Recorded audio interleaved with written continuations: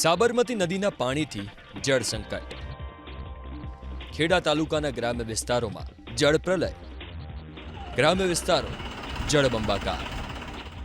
ઉપરવાસમાંથી પાણી છોડાતા સાબરમતી નદીનું રૌદ્ર સ્વરૂપ જોવા મળી રહ્યું છે. સાબરમતી નદીના પાણીએ કાંઠા વિસ્તારોમાં જળ પ્રલય સર્જી દીધો. ટીવી સ્ક્રીન પરના આ દ્રશ્યો ખેડા તાલુકાના ગ્રામ્ય વિસ્તારોના છે. પથાપુર અને રસિકપુરા સહિતના નદી કાંઠાના ગ્રામ્ય વિસ્તારો સાબરમતી નદીના પાણીથી પ્રભાવિત થયા છે. રસિકપુરા ગામના નદી કાંઠાના વિસ્તારોમાં ગોઠણસમા પાણી ભરાઈ ગયા છે.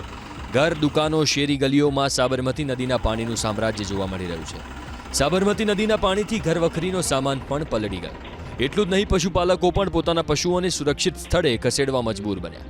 સાબરમતી નદીના પાણીથી સ્થિતિ એટલી વિકટ બની છે કે ગ્રામજનોને એક જગ્યાએથી બીજી જગ્યાએ જવા માટે ટ્રેક્ટરનો સહારો લેવો પડી રહ્યો છે.